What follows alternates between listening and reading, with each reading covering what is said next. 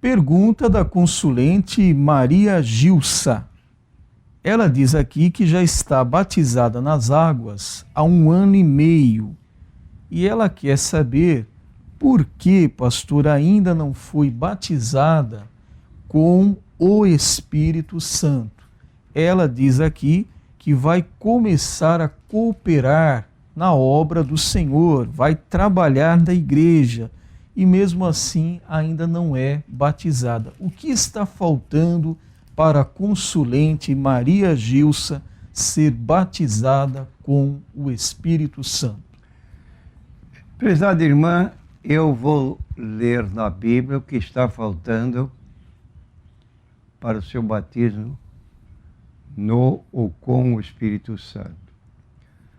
No capítulo 11 de Lucas, a partir do versículo 5 em diante, temos aqui a palavra de Jesus. Disse-lhes também: qual de vós terá um amigo, se for procurá-lo à meia-noite, e lhe disser: amigo, empresta-me 3 pães? Pois que um amigo meu chegou à minha casa vindo de caminho e não tenho que apresentar-lhe. Se ele respondendo de dentro disser: não me importunes, já está a porta fechada, meus amigos, meus filhos estão comigo na cama, não posso levantar-me para tos dar. Digo-vos que, ainda que não se levante para dar-lhes, por ser seu amigo, levantar-se-á todavia por causa da sua importunação e lhe dará tudo o que houver mister. E eu vos digo a vós: pedi e dar-se-vos-á. Buscai e achareis. Batei e abrir-se-vos-á. Porque qualquer que pede, recebe. Quem busca, acha. E a quem bate, abrir-se-lhe-á. E qual o pai dentre vós que, se o filho lhe pedir pão, lhe dará uma pedra? Ou também, se lhe pedir peixe, lhe dará por peixe uma serpente? Ou também, se lhe pedir um ovo, lhe dará um escorpião? E agora, o versículo final. Pois se vós, sendo maus, sabeis dar boas dádivas aos vossos filhos, quanto mais dará o Pai Celestial o Espírito Santo àqueles que lhe o pedirem. Então está aqui, como eu disse, faltando o quê? Faltando perseverança na oração. Porque aqui está dizendo: pedi, dar-se-vos-á, buscai, achareis, batei, abrir-se-vos-á. E ainda conta uma parábola de um homem cujo amigo foi pedir à meia-noite lá uma ajuda de comida. E o amigo de dentro disse: olha, já estou deitado, meus filhos, etc. Eu não vou levantar-me para tos dar. Isso baseado na amizade. Porém, ele disse: se eu não levanto, esse homem não vai embora. Fica aqui batendo na porta, eu não posso dormir. Não se levantou pela amizade, mas porque o outro perseverou bater do lado de fora, querendo que ele abrisse a porta e lhe desse pães para o seu filho, para os seus filhos. Então, isso indica perseverança. E a irmã não deve ter perseverado a contento. Agora, quanto à sua chamada para o ministério, não tenha preocupação. Não é ficando parada que a senhora vai ser batizada com o Espírito Santo. É a pessoa envolvida na obra de Deus. E quero dizer também para a irmã que a senhora tem o Espírito Santo. Ninguém pode dizer que Jesus é o Senhor a não ser pelo Espírito Santo. Está no livro de 1 Coríntios, capítulo 12, versículo 3. Portanto, vos quero fazer compreender que ninguém que fala pelo Espírito de Deus diz: Jesus é anátema, que significa amaldiçoado. E ninguém pode dizer que Jesus é o Senhor senão pelo Espírito Santo. Logo, todo crente tem o Espírito Santo. Se não tivesse, não era nem cristão. O novo nascimento se efetiva pelo Espírito Santo, e o revestimento de poder é uma bênção posterior, como se deu com os discípulos no dia de Pentecostes. Ficaram lá reunidos 50 dias. No 40º dia depois da ascensão de Cristo é que, naqueles 10 dias que faltava para completar o dia de Pentecostes, que eles foram visitados e receberam o Espírito Santo. Recomendo a leitura de Atos capítulo 2 até o versículo 14. A próxima pergunta é do consulente Antenor. Nós estamos aí num período de eleições e o Antenor está aqui nos relatando que, infelizmente, existem igrejas que estão orientando os seus membros em quais candidatos eles devem votar. A igreja está indicando e está, assim, obrigando os seus membros a votarem nesses candidatos.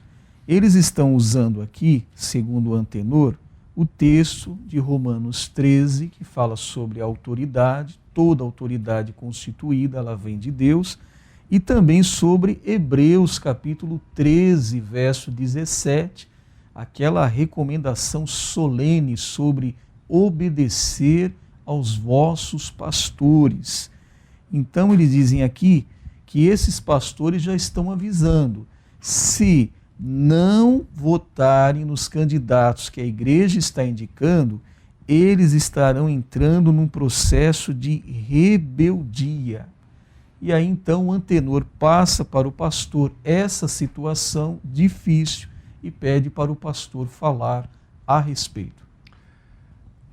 Eu quero dizer que essa forma de agir não tem apoio bíblico.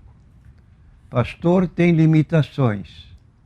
Naquilo que concerne a condição do cristão, relativa à igreja que ele preside, isto é, o pastor, ele tem, como ele leu no capítulo 13 de Hebreus, versículo 17, obedecer a vossos pastores, sujeitai-vos a eles, porque velam por vossas almas.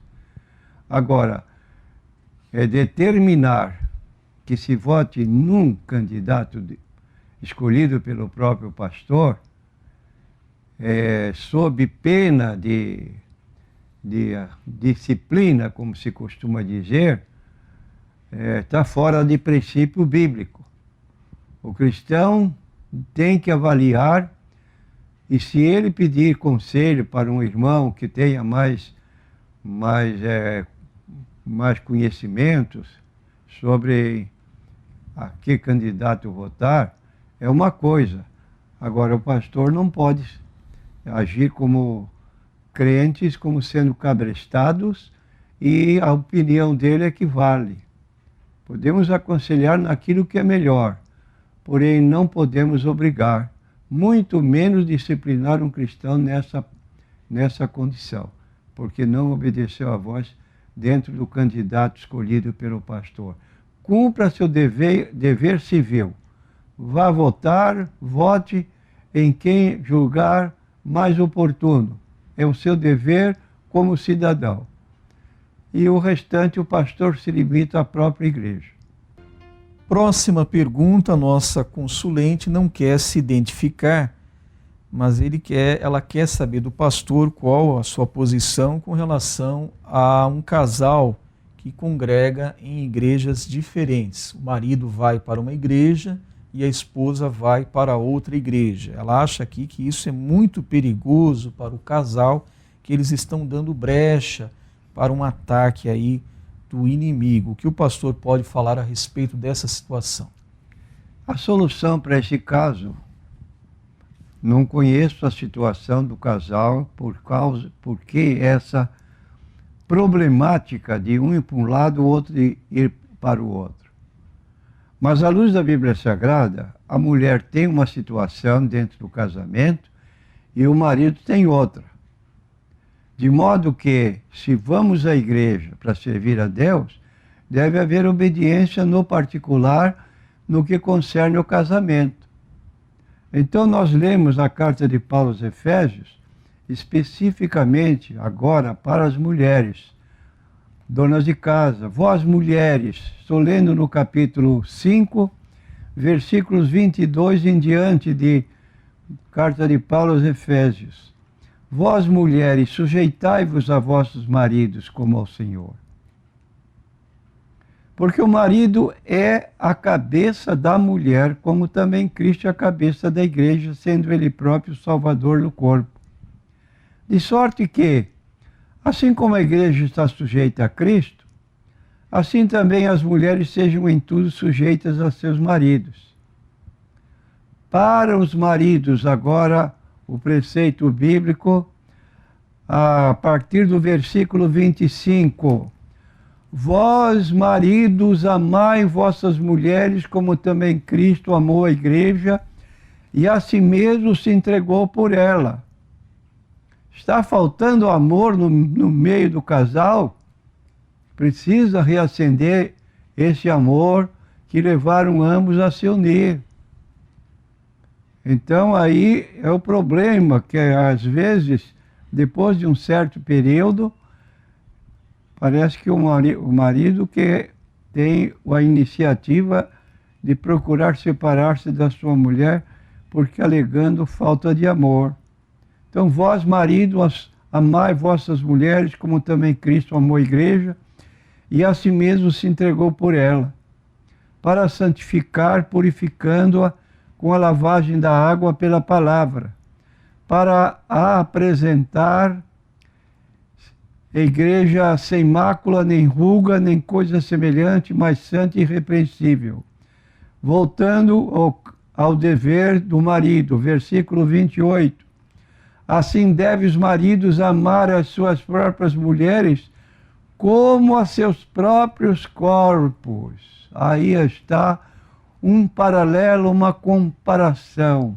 E diz o texto, quem ama a sua mulher, ama-se a si mesmo. Porque nunca ninguém aborreceu a sua própria carne. Antes a alimenta, a sustenta, como também o Senhor a igreja.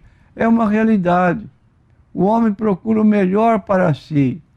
E nós estamos sabendo hoje que os homens estão procurando se enfeitar mais ainda, para dar um bom aspecto para o sexo oposto. E isso, à luz da Bíblia Sagrada, não condiz muito. Mas aqui está recomendando. Então, deve haver esse respeito mútuo dentro da Bíblia Sagrada. A esposa sujeita a seu marido, não sujeita como escrava, é sujeita como esposa, na mesmo pé de igualdade. Dar a ela o devido respeito, tê-la como a mulher do seu coração, e ele então, ela respeita o marido, e ele respeita a mulher, para que o lar tenha consistência. E como se dizia antigamente, no final das celebrações religiosas de um casamento, até que a morte os separe. Hoje essa expressão caiu fora, porque há tantos casos de separações, e às vezes num período tão pequeno depois do casamento, que se torna algo assim que mostra uma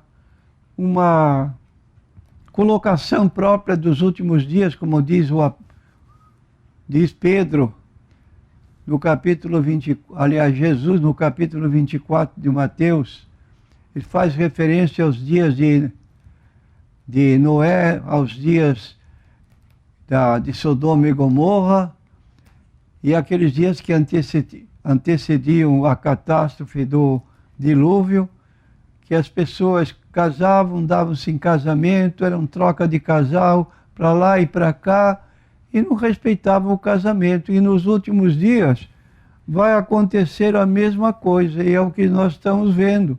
e parte aí para um ponto de partida de um casal crente. Eu gostaria de saber o que os levou a cada qual ter uma igreja diferente. Como é que a mulher vai andar de noite sozinha,